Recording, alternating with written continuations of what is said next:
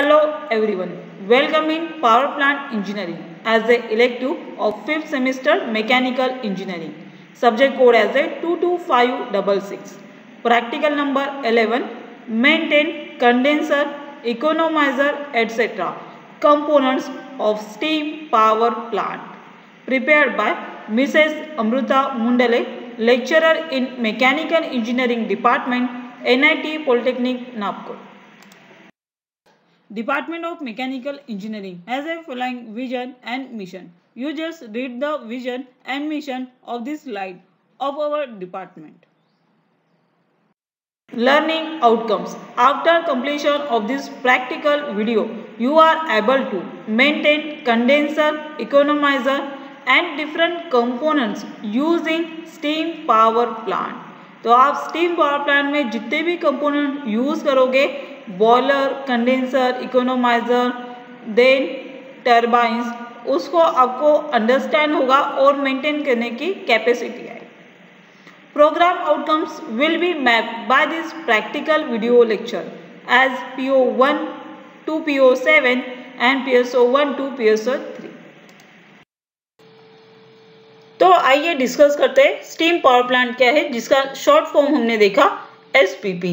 तो steam power plant ये ऐसा सेटअप है जिसको आपने ओरल थर्मल इंजीनियरिंग सब्जेक्ट में थर्ड सेम में देखा था कि बॉयलर होता है, बॉयलर के बाद टरबाइन होता है, टरबाइन पे स्टीम स्ट्राइक होती है और टरबाइन की ब्लेड रोटेट होती है और इसमें जो वाटर बचता है मीन्स स्टीम बचती है और स्टीम को हम कंडेंस करके फिर से वाटर फॉर्म में कन्वर्ट करके फिर से कंटिन्यूएशन में बॉयलर में सप्लाई करते हैं.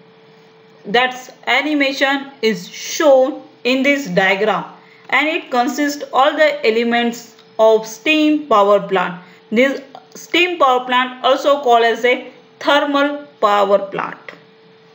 तो यहाँ पे आपको स्टीम जनरेटर दिख रहा है, मीन्स आपका बॉयलर, उससे अटैच टरबाइन है, स्टीम टरबाइन, उससे अटैच हमारा जनरेटर है. जनरेटर से इलेक्ट्रिसिटी प्रोड्यूस होके इस टावर में जाएगी और ये कंज्यूमर तक पहुँचाएंगे. इसके बीच में टरबाइन पे जो भी स्टीम स्ट्राइक होके बचेगी उसको हम रीयूज करने के लिए कंडेंसेशन में भेजेंगे. कंडेंसेशन में वाटर फ्लो होगा जिसके कांटेक्ट में स्टीम आएगी, तो स्टीम वाटर में फेज चेंज करके फिर से हम उसको रीयूज करेंगे बॉयलर में. तो इस तरह से हमारा स्टीम पावर प्लांट वर्क करता है. It is a simple working.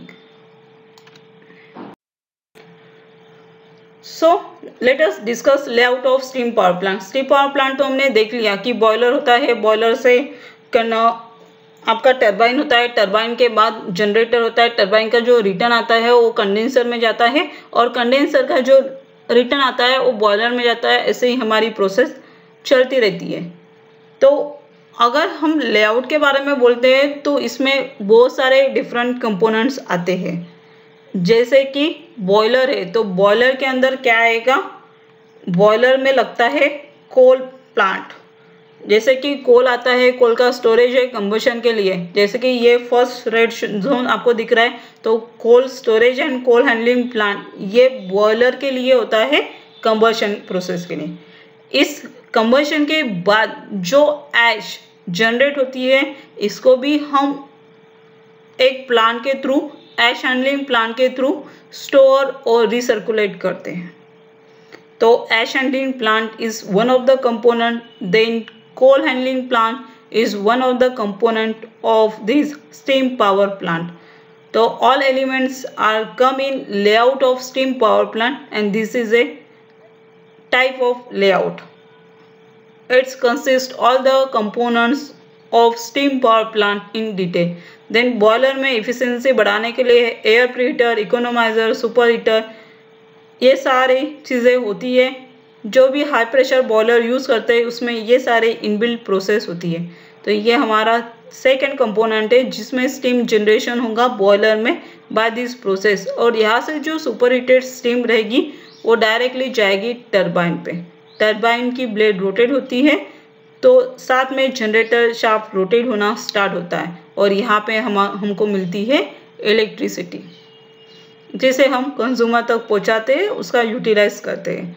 बची हुई जो स्टीम है टरबाइन ब्लेड को रोटेट करने के बाद उसे हम एग्जॉस्ट स्टीम बोलते हैं, उसे हम कंडेंसर में कूल करते हैं by using of cooling tower and river water.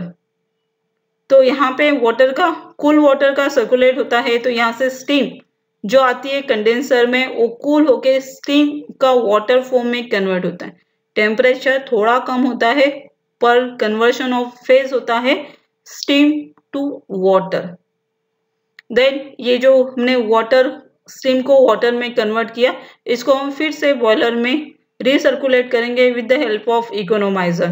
तो यहाँ पे हमें जो बॉयलर में प्रीवियसली जो हीट लग रही थी वो नॉर्मल वाटर को हीट करने के लिए, बट हमारा वाटर ऑलरेडी हीटेड है, तो यहाँ पे स्टीम बनाने के लिए हमें कम हीट लगेगी।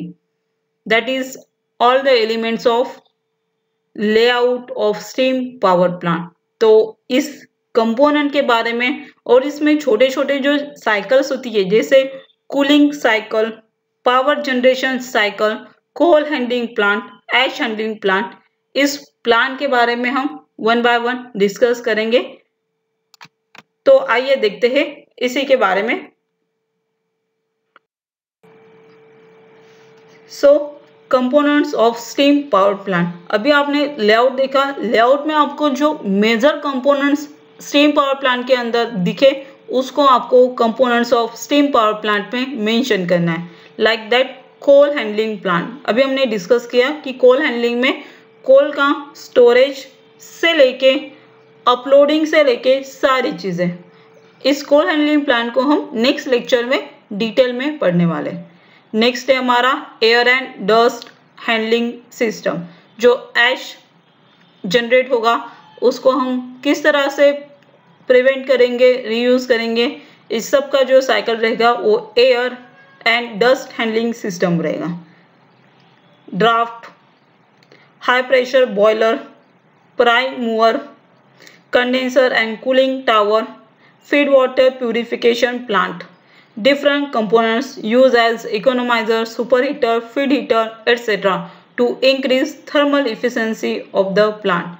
तो लेआउट के अंदर जितने कंपोनेंट्स हैं ये सारे कंपोनेंट्स और सिस्टम हमें components of steam power plant में रिप्रेजेंट करना है। Now the time is to discuss practical outcomes achieved by this practical video lecture, as maintained condenser, economizer and different components used in steam power plant.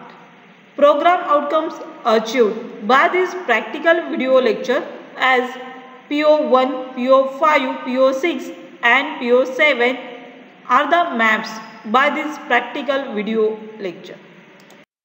Thank you. Happy learning. Stay online.